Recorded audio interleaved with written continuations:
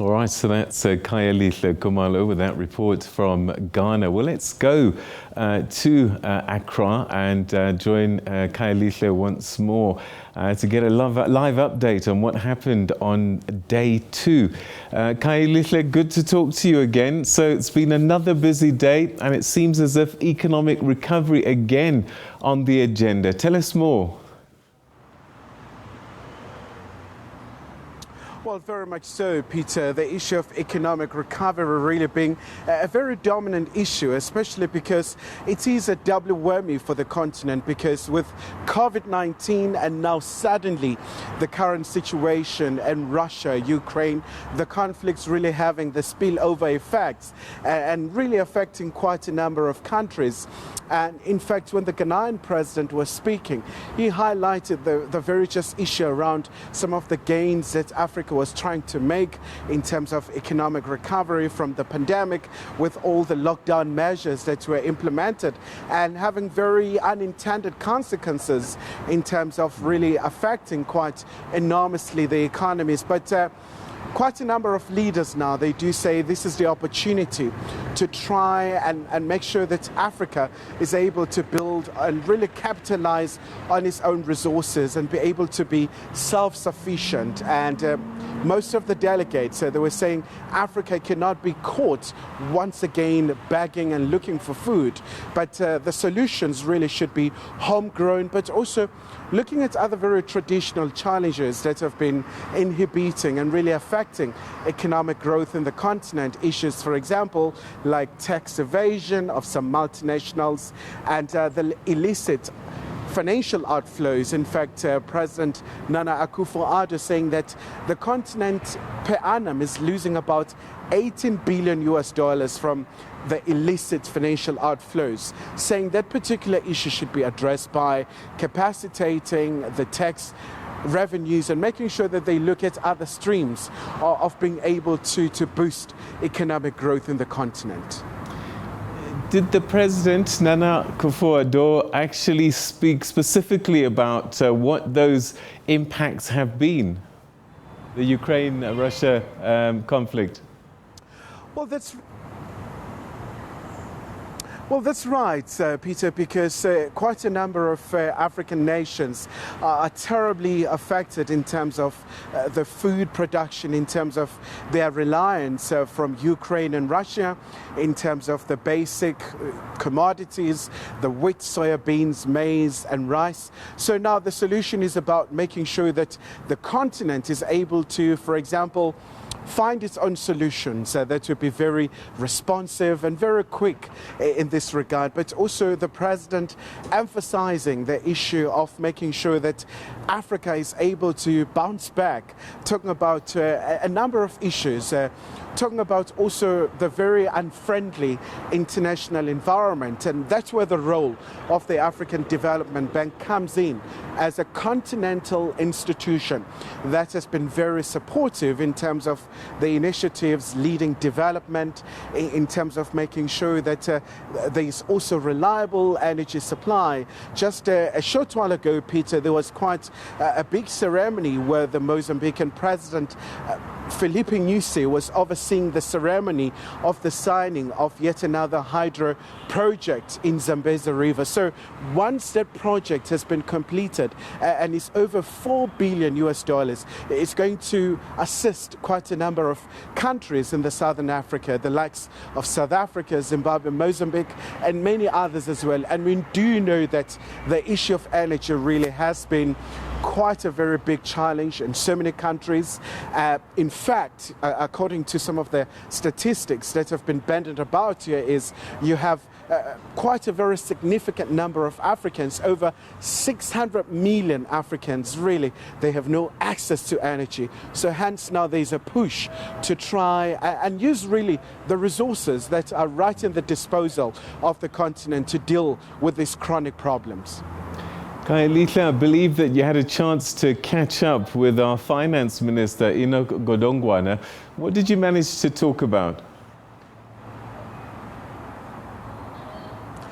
Well, obviously, Peter, with a lot of people really talking about this looming global recession, we had an opportunity to ask Minister Godongwana in terms of South Africa, its position, whether do they have sufficient resources to assist South Africans who may find themselves in trouble. So there was an assurance from the minister that of course, leveraging from their fight against COVID-19 in terms of the financial relief, the 350 rand that we have seen being distributed to those who are vulnerable. So he was talking about those initiatives that they will try and continue to make sure that the most vulnerable really are cushioned from these impacts, but also talking about how his counterparts in the energy sector in South Africa, they're looking at ways to try and alleviate the plight of road users in South Africa, especially because the crude oil and subsequently we've seen the petrol price also rising quite significantly, but also looking at other ways of making sure that the country is able to deal with this particular problem, because it's really having quite serious ramifications in terms of the ripple effects, in terms of the functioning of the economy. All right, so tomorrow's day 3. What can we expect from day 3? Much the same, or what new themes might come up?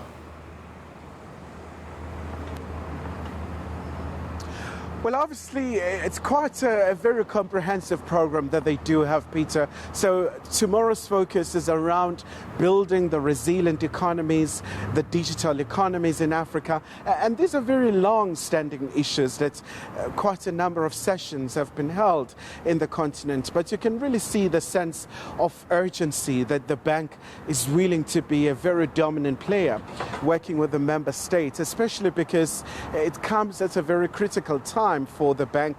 Now, their wing, that's of course the African Development Fund this year, it's marking over 50 years of existence, and it's been able to assist quite a number of African countries, and this is an institution that prides itself for really making sure that Africans do get these loans, but also not incurring significant amounts of debts, just like your traditional multilateral institution. But also there was a very strong emphasis, Peter, around the financing for climate change.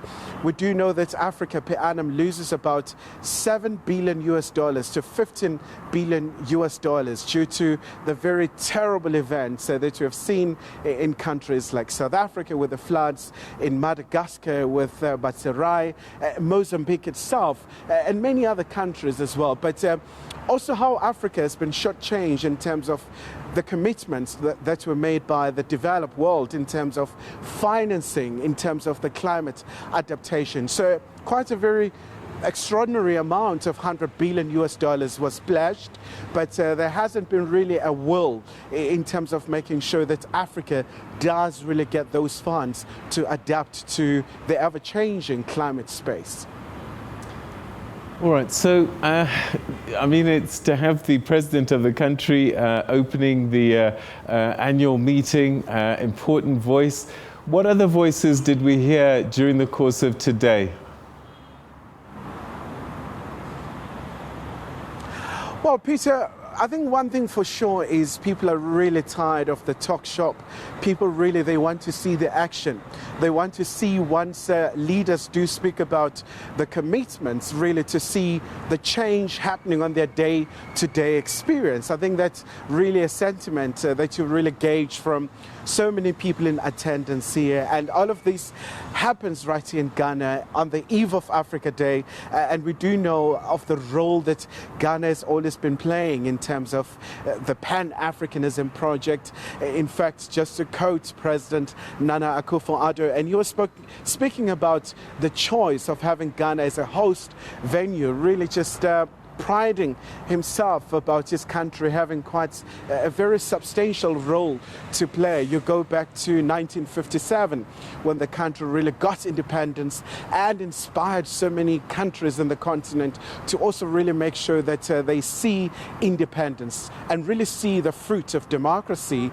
And clearly you can see that there is a sense of optimism that, as much as for the longest time there has been economic stagnation. So now there's a clear understanding that it's time for Africa to be quite responsive on its own socio-economic challenges, especially because there's so much at stake, Peter. But also, just to give you a sense, Peter, also the Tanzanian president also was in attendance, and it was quite interesting when the African Development Bank Group president was really applauding Madam President Hassan coming all the way from Dodoma and saying, you see, once women in Africa do win, the continent can certainly win, given, of course, the majority of the people, apart from the young people that are in this continent, you have quite a number of women as well.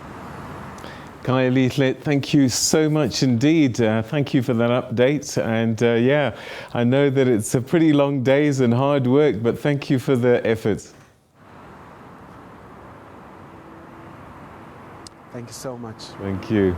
All right, that's our reporter Khayelihle Khumalo there in Ghana for the African Development Bank's annual meetings taking place in the capital Accra. Today, official opening ceremony was attended and addressed by the Ghanaian President Nana Akufo-Addo, who spoke about working with multilateral institutions to deal with the challenges that the continent has at the moment. Around issues such as climate change, food insecurity, and of course the effects of the Russia-Ukraine conflict, amongst other issues.